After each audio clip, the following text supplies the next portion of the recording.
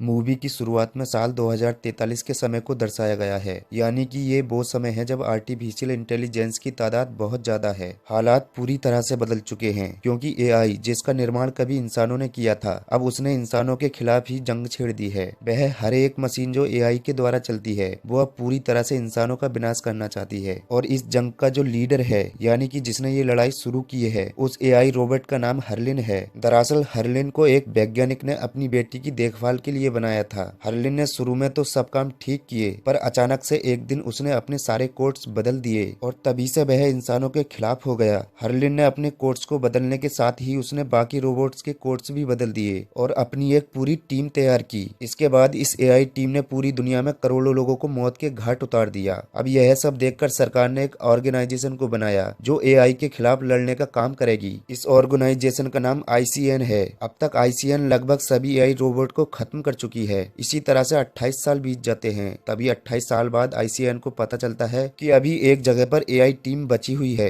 अब ICN team वहां पर पहुंच जाती है, पर अब वह एआई काफी ताकतवर हो चुका है और इस एआई रोबोट का नाम कास्का है, जो आईसीएन की टीम पर भारी पड़ रहा है। लेकिन फिर भी आईसीएन की टीम कास्का को इलेक्ट्रिक शॉक देकर अपने कब्जे में कर लेती है। दूसरी तरफ हमें एटलास नाम की एक लड़की को दिखाया जाता है, जो इन 28 सालों में काफी बड़ी हो चुकी है। एटलास अपने घर में अकेली रहती है। एक दिन एटलास टीवी देख रही थी, तभी टीवी पर एक न्यूज आती है जिसमें जनरल बताते हैं कि बहुत जल्दी एक नए मिशन की शुरुआत की जाएगी। इस मिशन के तहत हम किसी भी कीमत पर हर्लिन को पकड़ लेंगे और इस मिशन में एटलास भी इनका साथ देगी। दरअसल एटलास भी अब आईसीएन की टीम में काम करती है, इसलिए जनरल को भी एटलास पर पूरा भरोसा है। अब जनरल एटलास को अपने पास बुलाते हैं और कहते हैं कि तुम कास्का की टीम की इन्वेस्टिगेशन करो। हालांकि जो कर्नल होते हैं वो ऐसा नहीं चाहते, पर फिर भी वो जनरल के कहने पर एटलास को इन्वेस्टिगेशन करने की परमिशन दे देते हैं। अब एटलास उस जगह पर जाती है जहां कास्का होता है। एटलास कास्का की पूरी बॉडी को डिसमेंटल कर देती है और उससे पूछती है कि हर्लिन कहाँ है, पर कास्का हर्लिन का पता बताने से मना कर देता है। इस पर एटलास कहती है कि तुम ना भी बताओगे तब भी मुझे पता चल गया है, क्योंकि मैंने तुम्हारे दिमाग के कोड से हर्लिन का पता लगा लिया है। यह सुनते ही कास्का सभी कोड्स को अपने दिमाग में रिवाइज करने लगा और यहीं पर वो धोखा खा जाता है, क्योंकि जब वो अपने दिमाग में सभी कोड्स को रिवाइज करता है तो एटलास को वो कोड्स पता चल जाते हैं। अब एटलास को पूरी तरह से हर्लिन का पता चल जाता है। कास्का को जब पता चलता है कि एटलास ने उसके साथ धोखा करके हर्लिन का पता कर लिया है तो उसे बहुत गुस्सा आता है, इसलिए वह गुस्से में आकर अपने मुंह से एक वेपन से एटलास पर हमला करता है। लेकिन एटलास ने पहले ही एक अनविजिबल सुरक्षा कवच पहना हुआ था, इसलिए वह कास्का के हमले से बच जाती है। अब एटलास सारे कोड्स को लेकर अपनी टीम के पास पहुंच जाती है। इन कोड्स से यहाँ पर इन सभी को पता चलता है कि हर्लिन इस टाइम पृथ्वी पर नहीं है, बल्कि अब वो दूसरे ग्रह पर पहुंच चुका है। अब यहाँ पर एटलास की टीम उस ग्रह पर जाने का प्लान बनाते हैं और कहते हैं कि हम उस ग्रह पर जाएंगे और हर्लिन को वापस पकड़कर अर्थ पर ले आएंगे। उसके बाद हम पता लगाएंगे कि हर्लिन ने अपने कोड्स को क्यों बदला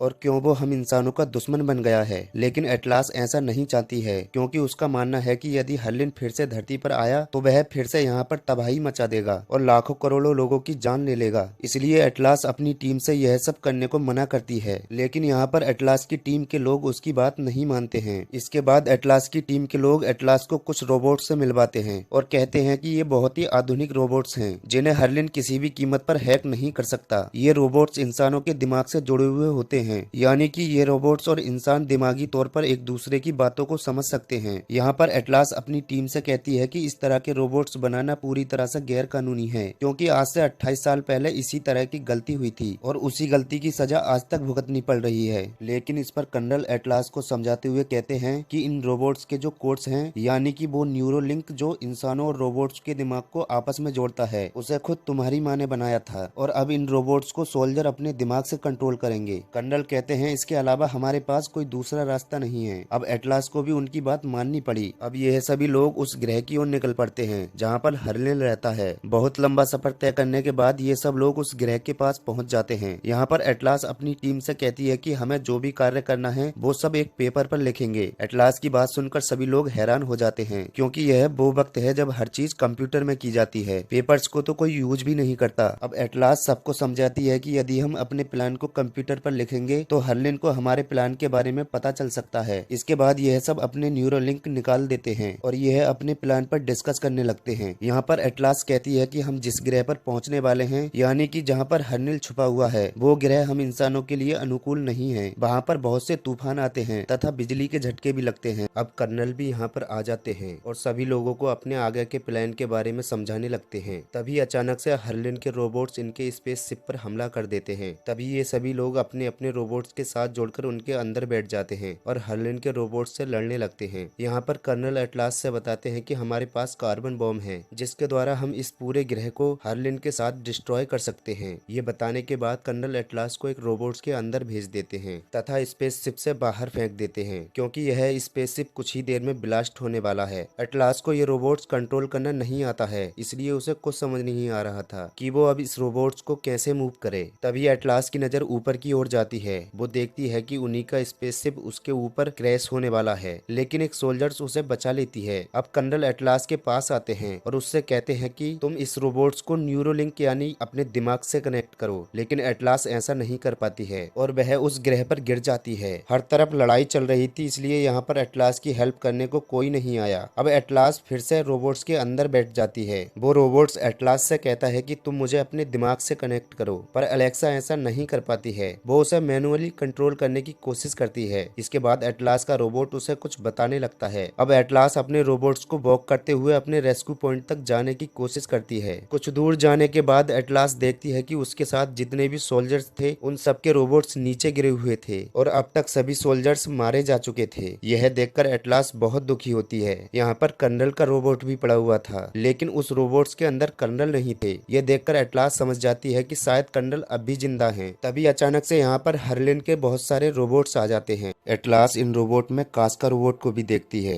एटलास को यह देखकर कुछ भी समझ नहीं आ रहा था, क्योंकि कास्का रोबोट को तो आईसीएन ऑर्गेनाइजेशन ने अपने कब्जे में कर लिया था, तो फिर वह यहाँ पर कैसे आ सकता है। अब हर्लिन के रोबोट एटलास पर हमला कर देते हैं, पर एटलास का रोबोट उसे लेकर यहाँ से भागना शुरू कर देता है, लेकिन वह भागते भागते एक तूफान में फंस जाता है। हर्लिन के रोबोट भी एटलास के रोबोट का पीछा कर रहे थे। यह देखकर एटलास को लगता है कि शायद अब उसकी मौत पक्की है, इसलिए वो अपने रोबोट से कहती है कि तुम्हारे पास जो भी आयरन बॉम्ब है तुम उनका इस्तेमाल करो, पर एटलास का रोबोट ऐसा करने से मना कर देता है। वो कहता है कि अगर मैंने ऐसा किया तो धरती फट जाएगी, इसलिए मैं ऐसा नहीं कर सकता। लेकिन एटलास रोबोट से कहती है कि तुम्हें ऐसा करना ही होगा। अब रोबोट को एटलास की बात माननी पड़ी और वो अपने आयरन बॉम्ब को ब्लास्ट करने लगा। बॉम्ब के ब्लास्ट होते ही आसपास हर्लिन के जितने भी रोबोट थे वो सब के सब डिस्ट्रॉय हो गए, पर कास्का रोबोट अब भी जिंदा है और वो एटलास के सामने गन लेकर खड़ा है। इससे पहले कि कास्का एटलास पर हमला करता, वहाँ की जमीन नीचे धंस जाती है, इसलिए एटलास अपने रोबोट के साथ जमीन के अंदर गिर जाती है।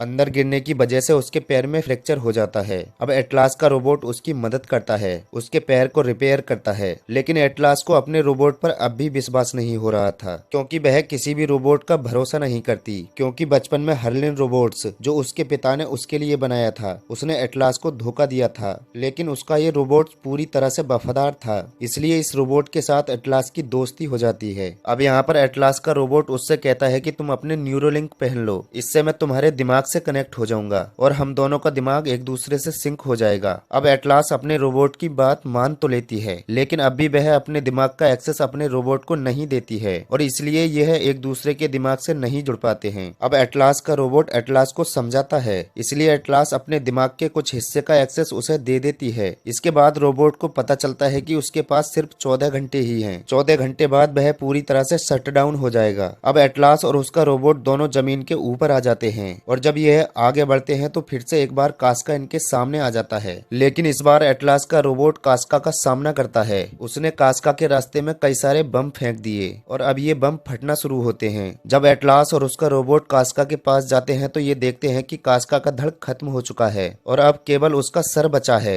अब एटलास कास्का के सर को भी डिस्ट्रॉय कर देती है। एटलास अपने रोबोट से कहती है कि अब हमें उस जगह पर चलना चाहिए जहाँ हर्लिन छुपा है, लेकिन यहाँ पर उसका रोबोट वहाँ जाने से मना कर देता है और कहता है कि हमें रेस्क्यू पॉइंट पर चलना चाहिए, क्योंकि अगर हम हर्लिन के पास गए तो वहाँ हम दोनों मारे जाएंगे। लेकिन यहाँ पर एटलास अपने रोबोट की बात नहीं मानती है, क्योंकि वह जानती है कि हर्लिन पूरी पृथ्वी के लिए एक बड़ा खतरा है। अब एटलास अपने रोबोट से बाहर निकलना चाहती है, लेकिन उसका दिमाग रोबोट के दिमाग यानी न्यूरोलिंक से कनेक्टेड है, इसलिए एटलास का रोबोट उसके दिमाग को कंट्रोल करके उसे ऐसा करने से मना करता है। तभी यहाँ पर सीन कट होता है और हमें एटलास की बचपन की यादों को दिखाया जाता है, जो एटलास को हमेशा परेशान करती रहती हैं, क्योंकि जब वो छोटी थी और हर्लिन रोबोट जो उनके साथ उनके घर में रहता था, जिसका दिमाग एटलास की माँ के दिमाग से कनेक्टेड था, उसी हर्लिन रोबोट ने एटलास की माँ के दिमाग को अपने कंट्रोल में कर लिया और उन्हें सुसाइड करने पर मजबूर कर दिया था। बस इसीलिए ही एटलास किसी भी एआई रोबोट पर विश्वास नहीं करती और ना ही वो अपने दिमाग को न्यूरोलिंक से रोबोट के साथ कनेक्ट करना चाहती थी। लेकिन अब एटलास का दिमाग उसके रोबोट के दिमाग के साथ कनेक्टेड है और इसीलिए उसके दिमाग में ये सारी यादें आती हैं, तो उसका रोबोट भी उन सारी यादों को देख लेता है, जिससे वह बहुत शर्मिंदा होता है और वो एटलास से माफी मांगता है। अब एटलास अपने रोबोट से हर्लिन की लोकेशन पर चलने को कहती है और कहती है कि मैं वहां पहुंचकर अपनी आईसीएन टीम को हर्लिन की लोकेशन भेज दूंगी, जिसके बाद आईसीएन टीम वहां पहुंचकर हर्लिन और उसके सभी रोबोट्स को खत्म कर देगी। अब एटलास के रोबोट को भी उसकी बात माननी पड़ती है। अब ये दोनों जल्दी ही उस जगह पर पहुंच जाते हैं जहां पर हर्लिन का पूरा बेस बना हुआ है। लेकिन यहाँ पर हर्लिन के रोबोट एटलास के रोबोट को शट डाउन कर देते हैं और एटलास को पकड़कर हर्लिन के पास ले जाते हैं। हर्लिन को देखकर एटलास को बहुत गुस्सा आता है, क्योंकि उसकी वजह से ही एटलास की माँ की मौत हुई थी। अब यहाँ पर एटलास को हर्लिन के प्लान का पता चलता है।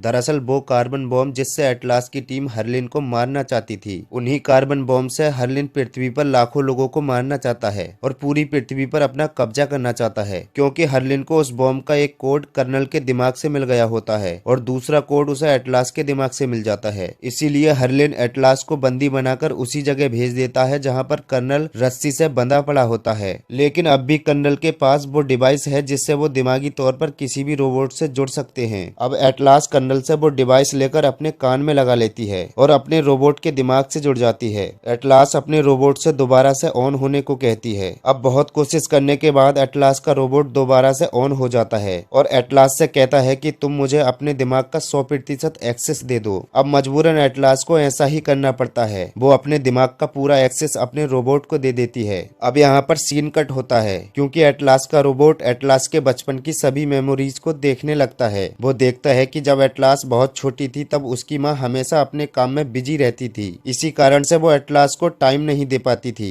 एक दिन एटलास जब अकेली होती है तो वो हर्लिन के पास जाती है और उससे कहती है कि मैं भी तुम्हारी तरह ही इंटेलिजेंट बनना चाहती हूँ, इसलिए तुम्हारे दिमाग में जो भी इंफॉर्मेशन है वो मुझे दे दो। इसके बाद हर्लिन और एटलास न्यूरोलिंक के द्वारा एक दूसरे के दिमाग से जुड़ जाते हैं और जब हर्लिन एटलास के दिमाग को देखता है तो उसे पता चलता है कि किस तरह से इंसान हमेशा प्रकृति को नुकसान पहुंचाते हैं, उसके साथ नए नए तरीकों से छेड़छाड़ करते हैं और अगर इंसान इसी तरह से करते रहे तो एक दिन पृथ्वी पूरी तरह से खत्म हो जाएगी। हर्लिन सोचता है कि इससे अच्छा तो एआई है जो इस पृथ्वी को इंसानों से बचा सकता है। बस यही सोचकर हर्लिन ठीक उसी समय अपने दिमाग के कोड्स बदल देता है। तभी यहाँ पर एटलास की माँ आ जाती है जो न्यूरोलिंक को निकाल देती है, पर अब तक हर्लिन पूरी तरह से बदल चुका होता है और अब वो एटलास की माँ के दिमाग को कंट्रोल कर लेता है और उससे खुद की सुसाइड करवा देता है और साथ ही वहाँ पर जितने भी एआई रोबोट होते हैं उन सभी के कोड्स बदलकर उन्हें भी अपनी तरह ही बना लेता है। वहीं दूसरी ओर एटलास और उसके रोबोट का दिमाग अब तक 100% सिंक हो चुका होता है।